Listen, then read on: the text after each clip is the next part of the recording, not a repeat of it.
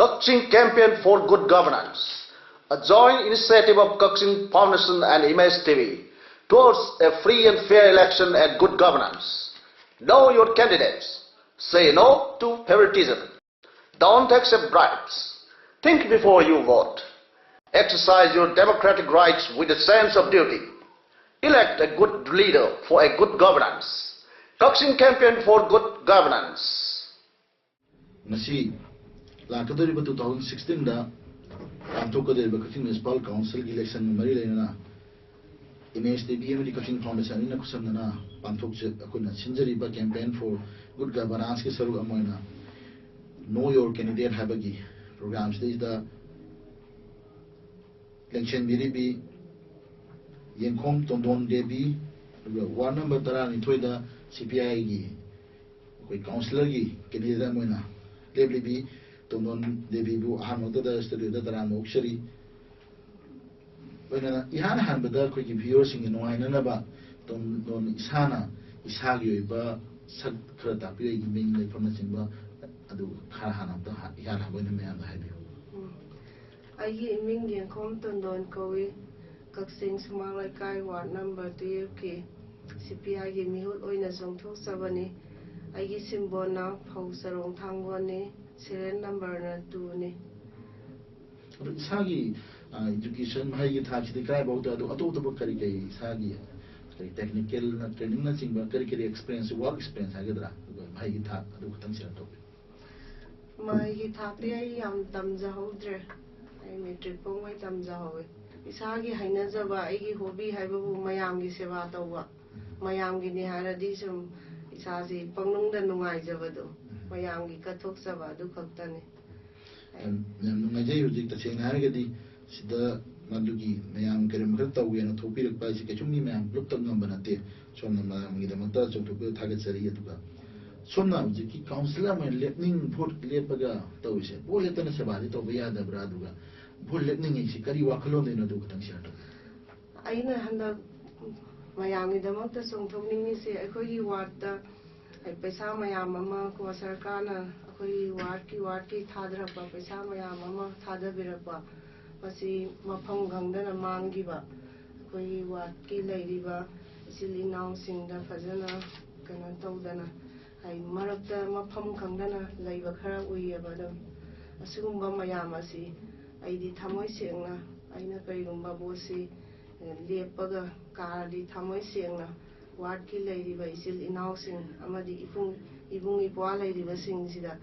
thamoi sengna wasibu sakhatna ba hotna ningbadu adugi damakta ne aina somthok sari nungaje duga akoi ki ward sida thenari ba maru ba problem thra dam habi ward number 12 se se pujin ke thema sa de hawruga asengom bhavani leirisi ba adisida Teneriba Maruiba, was really Teneriba, Miami, Brazana, Teneriba, problems in the Kari no Crasiato. I could you what the Maru in a Teneri, Ising is a Awava lady, I pung the Banakanakan Yam lady, later see Yam Patre Housing, later see Yam, I go last day Tava, Tarabasu, Yam Nintin wine at Tabidaba, they Iram Nalasi Yam Patre. Drains and but Tankayama Sali, Takama Sandri, a quay hosey torishi. Quay water, yam sotava mayama lady. The Sana Tauragadi ward stage, ward kids, the Karima councillor, Kaiba Mayana, Totana Pidana councillor, and Kara Agadi. Karam Karama Tabak, Quayana Hokin can be Aduga. Isana Hosi Mayanda, Aina Karima Kara, the city Tony Harris Mayanda, Designs in meeting with or mentally. adu ai bedoina pithoga meyam da haido ko ko leira ba si popular ai si tawni hai meeting da de dum haije aina kai gumba kara di aina thamoi sengna ai ward ki thadar pa paisa senpam sarkar na thada bir pa paisa do ai ward ki ibung ipwa leiriba legi pareng gi akoi committee mayam ma sema leiriba asi mayam pulak ai sinna jage thamoi sengna ai lupa mo ai haidi lawzaroi ai phangmam thokwa khara pibirakpadu adu khaktani aina phangjagi khanjarisi adu nataba ward ki semna ba thadrakpa paisa do adu di aya ai ward ki mi makhaida pulap lok thok sagani sengna thamoi sengna puthoga ꯑꯗꯨꯒ ꯑꯩꯒꯤ ꯋꯥꯔꯗꯀꯤ ꯁꯦꯝꯒꯗꯕꯗꯣ ꯁꯤ ꯁꯦꯝꯁꯤ ꯁꯨꯝ ꯇꯧꯁꯤ ꯍꯥꯏꯗꯣ ꯈꯟꯅꯔꯒ ꯑꯗꯨꯝ ꯇꯧꯖꯒꯦ ꯈꯟꯖꯩ ꯃꯌꯥꯝꯅ ꯍꯥꯏꯅꯩꯁꯦ ꯁꯨꯃꯥꯏꯅ ꯇꯧꯕꯁꯦ ꯑꯩꯈꯣꯏꯗꯁꯨ ꯁꯤꯒꯤ ꯄ꯭ꯔꯣꯒ꯭ꯔꯥꯝꯁꯦ ꯑꯩꯈꯣꯏꯅ ꯍꯧꯖꯤꯛ ꯋꯦꯕꯁꯥꯏꯠꯇ ꯀꯩꯗ ꯑꯩꯈꯣꯏ ꯊꯥꯗꯣꯛꯄ ꯍꯧꯔꯦ ꯃꯌꯥꯝꯗꯁꯨ ꯈꯪꯉꯦ ꯑꯇꯣꯞꯄ ꯀꯛꯆꯤꯡꯒꯤ ꯃꯆꯥ ꯀꯛꯆꯤꯡ ꯃꯗꯝ ꯄꯥꯜꯂꯤꯕꯁꯨ ꯍꯥꯏꯔꯦꯕ ꯑꯗꯣ ꯃꯣꯏ ꯍꯥꯏꯁꯦ ꯆꯞ ꯃꯥꯟꯅꯩ ꯕꯣꯠ ꯃꯃꯥꯡꯗ ꯑꯗꯨꯃꯥꯏꯅ ꯂꯣꯏ ꯍꯥꯏ ꯃꯇꯨꯡꯗꯗꯤ ꯑꯃꯨꯛ ꯇꯧꯔꯣꯏ ꯑꯗꯨꯅ ꯀꯩꯁꯨ ꯀꯥꯟꯅꯔꯣꯏꯅ ꯑꯩꯈꯣꯏꯗ ꯍꯥꯏꯖꯔꯛꯄꯁꯨ ꯌꯥꯎꯋꯦꯕ ꯑꯗ ꯁꯤꯒꯨꯝꯕ ꯄꯣꯠꯁꯦ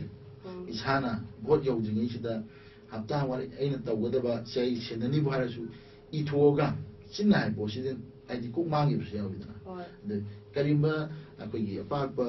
ꯃꯐꯝ ꯆꯥꯕ ꯑꯝꯗ ꯏꯊꯣꯛꯑꯒ ꯊꯦꯠꯇꯣꯛꯑꯒ ꯊꯝꯕꯁꯤ ꯀꯌꯥꯝ ꯀꯥꯏ ꯇꯧꯕꯤꯒꯦꯅ ꯑꯩꯈꯣꯏꯅ ꯇꯧꯍꯟꯖꯅꯤꯡꯉꯤ ꯃꯌꯥꯝꯅ ꯑꯗꯨ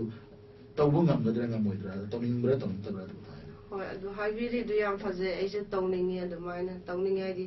ꯑꯩꯗꯤ ꯊꯃꯣꯏ ꯁꯦꯡꯅ ꯇꯧꯕꯗꯨ ꯄꯥꯝꯃꯦꯕ ꯊꯕꯛ ꯇꯧꯕꯁꯤ ꯆꯤꯟꯗꯅ ꯑꯃ ꯍꯥꯏꯔꯒ ꯍꯌꯦꯡ ꯀꯥꯔꯀꯥꯟꯗꯅ ꯊꯕꯛꯅ ꯑꯃ ꯇꯧꯕꯗꯣ ꯑꯩ ꯄꯥꯝꯖꯗꯦ ꯍꯧꯖꯤꯛ ꯀꯥꯔꯒ ꯃꯌꯥꯝ ꯑꯃ ꯊꯤꯀꯥꯗ ꯉꯥꯎꯕ ꯈꯔ ꯑꯗꯩ ꯃꯌꯥꯝ ꯑꯃ ꯂꯩꯔꯤꯑꯕ ꯃꯥꯒꯤ ꯑꯩꯈꯣꯏ ꯆꯤꯟꯗ ꯂꯦꯞꯄꯝꯗꯥꯏꯗꯅꯀꯣ ꯚꯣꯠꯁꯤ ꯇꯧꯔꯝꯗꯥꯏꯗꯅ ꯑꯁꯤ ꯇꯧꯅꯤ ꯁꯤ ꯇꯧꯅꯤ ꯍꯥꯏꯕ ꯑꯗꯩ ꯀꯥꯈ꯭ꯔ ꯃꯇꯨꯡꯗꯅ ꯇꯧꯕꯤꯗꯕ ꯄꯩꯁꯥꯁꯤ ꯃꯥꯒꯤ ꯄꯣꯀꯦꯠꯇ ꯑꯣꯏꯅ ꯍꯥꯞꯅꯤꯡꯕ ꯊꯥꯗꯔꯛꯄ ꯄꯩꯁꯥꯁꯤ ꯋꯥꯔꯗꯀꯤ ꯑꯣꯏꯅ ꯊꯥꯗꯕꯤꯔꯛꯄ ꯋꯥꯔꯗꯁꯤ ꯁꯦꯝꯃꯨ ꯈꯣꯠꯂꯨ ꯊꯥꯗꯕꯤꯔꯛꯄ ꯄꯩꯁꯥꯁꯤ ꯂꯥꯟꯅ ꯁꯤꯖꯤꯟꯅꯕ ꯑꯁꯤꯒꯨꯝꯕ ꯃꯌꯥꯝ ꯑꯁꯤꯅꯅꯦ ꯃꯌꯥꯝꯅ ꯊꯥꯖꯕꯤꯗ꯭ꯔꯤꯗꯨ ꯆꯨꯝꯃꯤ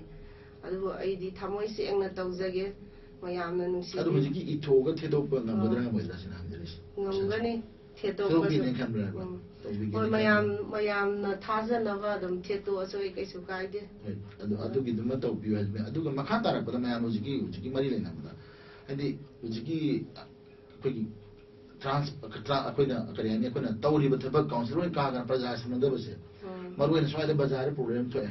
ꯁꯤꯒꯨꯝꯕ ꯇꯧꯀꯥꯟꯗ ꯀꯥꯎꯟꯁꯤꯜꯗ ꯂꯩꯕ ꯀꯥꯎꯟꯁꯤꯂꯔ ꯑꯃ ꯍꯥꯏꯕ ꯑꯗꯒꯤ ꯕꯖꯥꯔ ꯕꯣꯔꯗꯅ ꯑꯃ ꯍꯥꯏꯕꯒꯨꯝꯕ ꯑꯗꯒꯤ ꯄ꯭ꯔꯖꯥꯒꯤ ꯏꯁꯝ ꯁꯝꯅꯗꯕ ꯄꯣꯠ ꯈꯔꯗꯤ ꯃꯃꯥꯡꯗ ꯊꯣꯛꯏꯕ ꯀꯥꯎꯟꯁꯤꯜ ꯈꯔ ꯊꯣꯛꯏ ꯍꯥꯏꯅ ꯃꯌꯥꯝ ꯉꯥꯡꯅꯕ ꯌꯥꯎꯋꯦꯕ ꯑꯗꯨꯅ ꯃꯗꯨ ꯇꯧꯗꯅꯕ ꯑꯩꯈꯣꯏꯅ ꯀꯔꯤꯒꯨꯝꯕ ꯁꯣꯝꯅ ꯀꯥꯕꯤꯕ ꯇꯥꯔꯒꯗꯤ ꯍꯥꯏꯗꯤ ꯊꯥ ꯑꯍꯨꯝꯒꯤ ꯈꯪꯗꯦ ꯁꯨꯃꯥꯏꯅ ꯑꯩꯈꯣꯏꯒꯤ ꯂꯩꯔꯤꯕ ꯂꯣꯀꯦꯜ ꯀꯦꯕꯜ ꯑꯃꯁꯨ ꯂꯩꯔꯕꯅꯤꯅ ꯁꯤꯒꯤ ꯈꯨꯠꯊꯥꯡꯗ ꯀꯔꯤꯒꯨꯝꯕ ꯑꯩꯈꯣꯏꯅ ꯍꯥꯏꯔꯛꯑꯒꯗꯤ ꯃꯗꯨꯒꯨꯝꯕ ꯑꯩꯈꯣꯏ ꯀꯥꯎꯟꯁꯤꯜ ꯁꯤ ꯈꯟꯅꯩ ꯑꯩꯅ ꯁꯤ ꯇꯧꯕꯗ ꯍꯌꯦꯡ ꯀꯥꯎꯟꯁꯤꯜ ꯑꯁꯤ ꯑꯣꯄꯣꯖꯤꯁꯟ ꯂꯩꯕ ꯌꯥꯏ ꯅꯠꯇ꯭ꯔꯒꯅ ꯀꯩꯅꯣꯗ ꯑꯇꯣꯞꯄ ꯑꯣꯄꯣꯖꯤꯁꯟ ꯔꯨꯂꯤꯡ ꯑꯅꯤꯗꯤ ꯑꯣꯏꯔꯅꯤ ꯍꯥꯏꯔꯤꯕ ꯃꯗꯨꯁꯤꯡꯗꯨ ꯁꯤꯌꯔ ꯇꯧꯕꯗꯨꯗ ꯏꯁꯥꯅ ꯀꯔꯤ ꯃꯣꯠ ꯂꯩꯕꯤꯕꯒꯦꯕ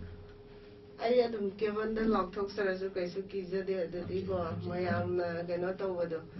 ꯂꯥꯛꯄ ꯄꯩꯁꯥ ꯀꯩꯗꯧꯕ ꯀꯦꯕꯜꯗ ꯀꯔꯤꯗ ꯁꯤ ꯇꯧꯔꯦ ꯁꯨꯝ ꯇꯧꯔꯦ ꯂꯥꯎꯊꯣꯛꯄꯗꯣ ꯀꯩꯁꯨ ꯆꯤꯡꯅꯕ ꯀꯩꯁꯨ ꯂꯩꯖꯗꯦ ꯑꯩꯉꯣꯟꯗ ꯃꯈꯥ ꯇꯥꯅ ꯍꯧꯖꯤꯛ ꯑꯩꯈꯣꯏꯅ ꯉꯁꯥꯏꯒꯤ ꯄ꯭ꯔꯣꯕ꯭ꯂꯦꯝ ꯃꯌꯥꯝ ꯑꯃ ꯍꯥꯏꯕꯤꯈ꯭ꯔꯦ ꯀꯩꯅꯣꯒꯤ ꯑꯩꯈꯣꯏꯒꯤ ꯋꯥꯔꯗꯀꯤ ꯑꯣꯏꯕ ꯄ꯭ꯔꯣꯕ꯭ꯂꯦꯝ ꯃꯌꯥꯝ ꯑꯃ ꯑꯗ ꯆꯤꯊꯅꯥꯟꯗꯕ ꯀꯔꯤ ꯑꯩꯈꯣꯏ ꯁꯣꯝ ꯅꯨꯄꯤꯅꯤ ꯑꯗꯨꯒ ꯅꯨꯄꯤꯒꯤ ꯁꯃꯁ꯭ꯌꯥꯁꯤꯡꯁꯦ ꯅꯨꯄꯤꯒꯤ ꯄ꯭ꯔꯣꯕ꯭ꯂꯦꯝ ꯍꯥꯏꯕ ꯇꯥꯔꯦ ꯏꯁꯥꯅ ꯊꯦꯡꯅꯔꯤꯕꯁꯦ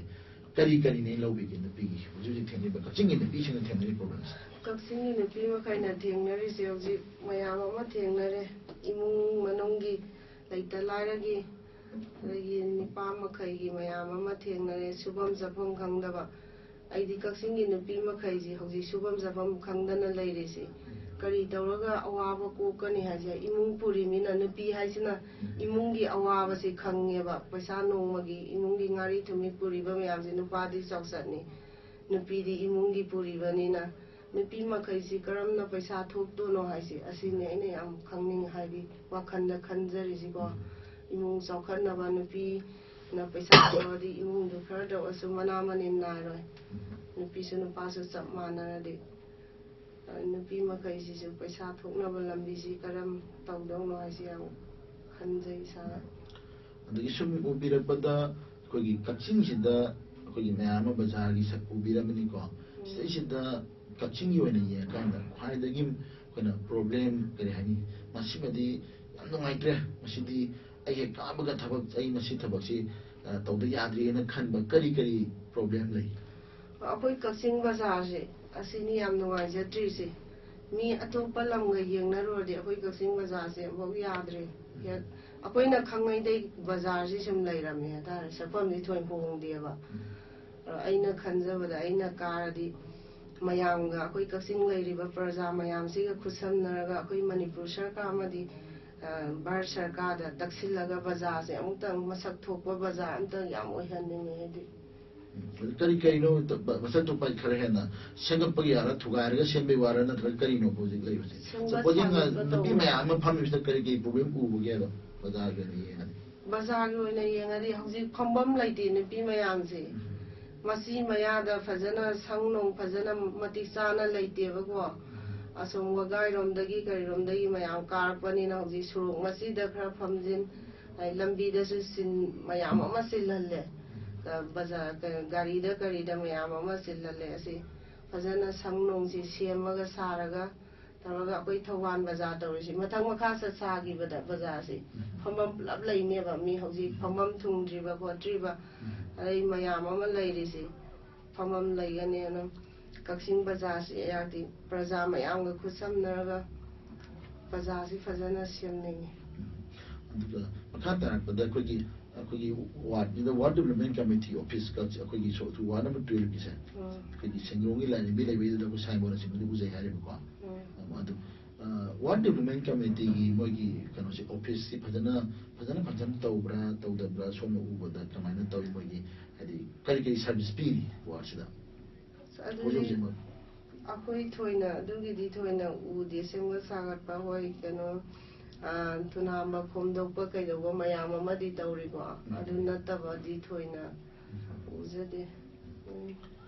ward number 2 ki praja singda ana haining ba khara gatan khoi si program si khutang da hai bi ya agi ward number 2 da laibiriba imai bian halaman lai guru pumna maki mafamda aina ikok nona ahanba magdada khurumjari aina haijaningba haibabu aina karigumba mayamna nungsibiduna aingonda councillor oihalba tarabadi aikoi ward number 2 da lairiba iram narla adagi trail lairiba pumnamak asi mayam ama mai sarkar dagi thadrakpa paisa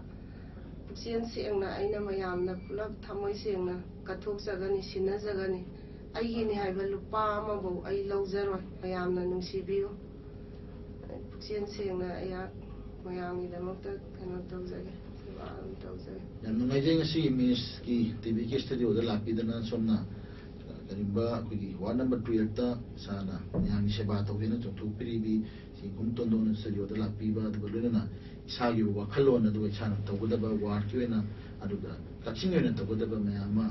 kogi share tawbiraba adugi namakta aroi boina mukana tondon thaga tawpun uchari thaga